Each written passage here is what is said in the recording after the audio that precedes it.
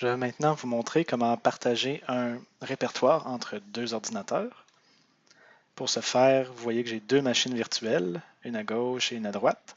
Ça va être la numéro 1 et celle-là, la numéro 2. Alors pour commencer, je vais appuyer sur le plus ici et choisir Dossier standard. Ça, c'est un dossier qui est disponible dans la version non pro, donc la version gratuite. Je clique ici. Là, je vais choisir où est-ce que je veux le sauvegarder. Alors, je vais l'appeler Dossier 1. Sélectionner un dossier. Et voilà, là j'ai plein d'options qui apparaissent devant moi. Alors je peux choisir d'envoyer ce dossier à d'autres personnes en lecture seule ou en lecture et écriture. Ça veut dire en lecture seule qu'ils vont juste pouvoir voir tout le contenu et automatiquement dès que j'en rajoute dedans, il va pouvoir recevoir les nouvelles modifications. Par contre, il ne pourra pas en rajouter de son bord. Si je mets lecture et écriture, en ce temps-là, il va pouvoir aussi écrire dedans et moi je vais recevoir ces mises à jour. Ensuite, pour côté sécurité, ça va être un lien temporaire qui va durer juste 3 jours. Vous pouvez le mettre moins longtemps. Et puis, vous pouvez dire que chaque personne qui utilise ce lien-là, je vais devoir les approuver un par un. Et puis aussi, on peut dire qu'il est possible d'utiliser seulement une fois. Donc, comme ça, si vous savez que vous l'envoyez juste à un de vos amis par courriel, si quelqu'un d'autre intercepte le courriel et clique sur le lien, vous allez devoir l'approuver. Et vous pouvez aussi dire qu'il y en a juste un qui va pouvoir l'accéder. Comme ça vous met plus de sécurité. Et puis ça, vous pouvez l'envoyer par courriel ou le copier dans le presse-papier. Et après ça, le copier dans votre chat ou n'importe où. Sinon, vous pouvez aussi voir les clés. Donc ça, c'est des clés qui sont permanentes. Donc, vous pouvez l'enregistrer par exemple dans un fichier Excel. Et puis, si jamais vous devez réinstaller votre Windows, vous réinstallez Resideo Sync, vous pouvez rentrer cette clé-là et automatiquement, vous allez, ce répertoire-là, vous allez vous rajouter à toutes les autres machines qui le partagent. Ça, vous n'avez pas besoin d'approbation ou autre. Donc, ça, c'est vraiment les clés que si vous l'envoyez par courriel, quelqu'un l'intercepte, il va pouvoir avoir toutes vos données, puis vous n'allez rien pouvoir faire.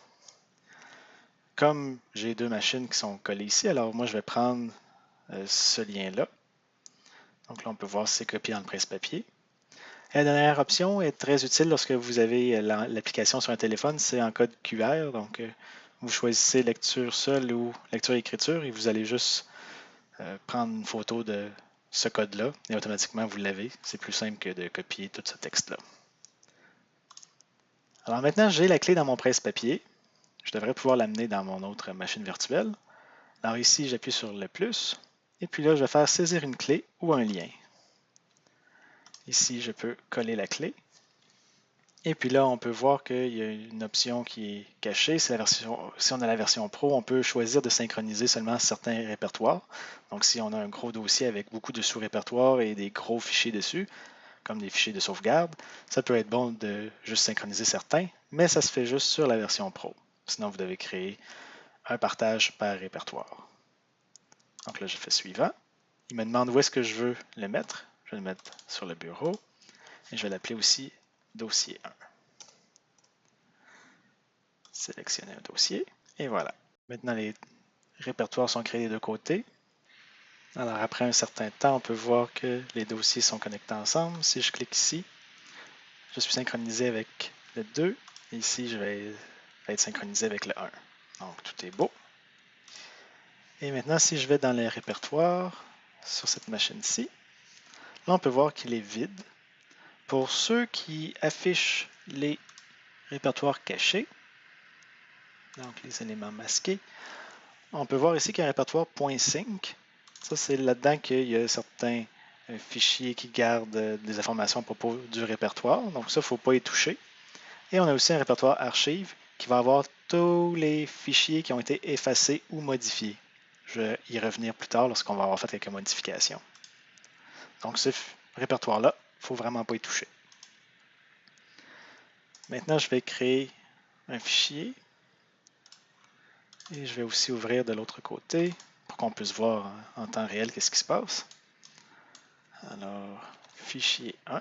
On voit déjà que mon fichier a été créé de l'autre côté. Là, je vais l'ouvrir.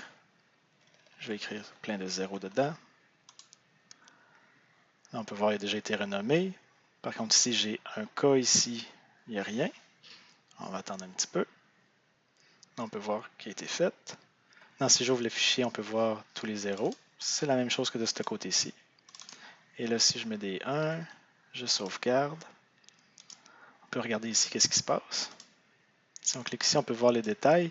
S'il y avait plusieurs fichiers à synchroniser que c'était long, en ce temps-là, il peut nous dire la liste des fichiers, comme là, il dit qu'il en reçoit un. Puis là, en allant ici, je peux voir plus de détails. Puis il est déjà synchronisé. Donc, je vais retourner ici. Je l'ouvre. On voit toutes des 1. Maintenant, initialement, il y avait toutes des 0 dedans. Et je l'ai modifié de ce côté-ci. Comme je l'ai modifié de ce côté-ci, dans son répertoire caché, il n'y aura pas l'ancienne version qui est là. Par contre, ici, puisque la modification est venue écraser le fichier, dans Sync Archive, je vais avoir fichier 1 ici avec tous les zéros. Là, si je le modifie encore pour mettre plein de 2, on devrait voir un autre fichier apparaître. On voit ici, donc fichier 1.1, puisque c'est le même fichier. Puis si je le modifie, puis je mets des 3, dans ce temps-là, il va y avoir encore un autre fichier qui va apparaître avec l'ancien, qui va être juste des 2 dedans. Et voilà. Donc, avec le nom de fichier, c'est pas toujours évident, mais par contre, avec la date de modification, ça va être plus facile s'il faut retourner en arrière pour prendre un fichier qui a été effacé ou modifié par erreur. Et puis là, le dernier truc que je vais vous montrer, c'est lorsque il y a un conflit. Alors, je vais créer un nouveau fichier que je vais appeler conflit. Je vais mettre juste des zéros dedans. Puis je vais attendre qu'il soit synchronisé de l'autre côté. Voilà. Et je vais fermer Resilio Sync pour faire comme si on était déconnecté du réseau. Alors pour ce faire, c'est à côté de l'heure. On peut le voir qui est ici. Parce que si je viens dans le logiciel et je pèse sur le X, il roule toujours en arrière-plan. On le voit ici. Alors je clique droit, quitter. Maintenant il n'est plus là. Je vais faire pareil de l'autre côté. Alors voilà, j'ai quitté. Là, si je vais ici, comme c'est la machine 1, je vais mettre juste des 1, sauvegarder, je ferme. Et de l'autre côté, je vais mettre juste des 2, vu que c'est VM2. Et puis là, il y a eu une modification des deux côtés. Alors là, il va falloir qu'ils choisissent quoi garder.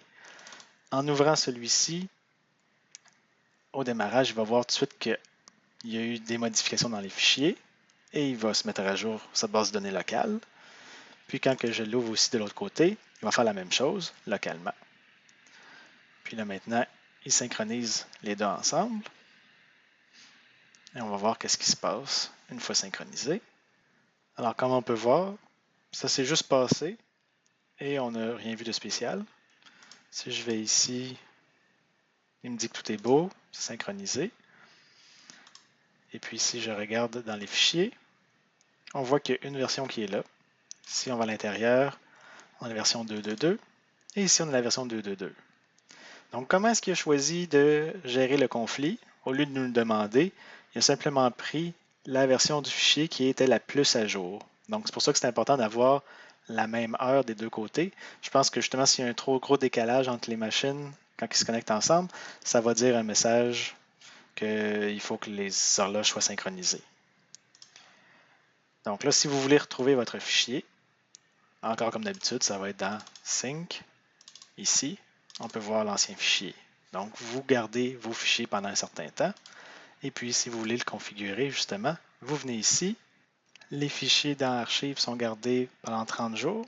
Vous pouvez le changer en allant dans Préférences ici, Avancer, ouvrir les préférences du Setteur Expert. Et puis, si vous allez plus bas, ça va être le Sync Trash TTL. Donc là, vous voyez, c'est 30. Vous le modifiez pour le nombre de jours que vous voulez garder. Si pour certaines raisons, vous ne voulez pas avoir le répertoire d'archives, parce qu'il peut devenir gros s'il y a beaucoup de modifications qui se font, vous pouvez vouloir le garder seulement sur certaines machines, mais pas toute la gang. Donc, mettons, sur celle-là, je ne voudrais pas l'avoir. On va ici, On fait Préférences. Et puis on décoche le stocker les fichiers supprimés dans le dossier archive. Puis là, je ne sais pas si ça va se faire tout de suite.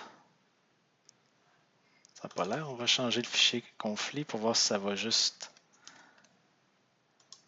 garder les anciens. Donc là, j'ai toutes des 5 et il n'y en a pas rajouté. Donc ce qui est là est déjà gardé. Et si vous voulez l'éclairer, vous pouvez très bien tout sélectionner et l'effacer. Il n'y a pas de problème, c'est vraiment juste pour vous ces fichiers-là. Par contre, ne touchez pas aux fichiers dans .sync directement. Ensuite, si vous voulez les repartager, vous avez vu l'interface de partage lorsque vous l'avez créé. Mais une fois qu'il est déjà créé et utilisé, si vous voulez le partager encore, vous pouvez appuyer sur Partager. Ça revient ici, donc la même section et puis les mêmes options. Vous pouvez aussi cliquer ici et puis copier la clé de lecture seule et lecture et écriture. Puis pour ouvrir l'archive, vous pouvez aussi tout simplement aller ici et ouvrir l'archive. Ça vous explique un peu comment l'utiliser, mais ça l'ouvre dans Explorer. Alors c'est un raccourci pour aller voir vos fichiers effacés.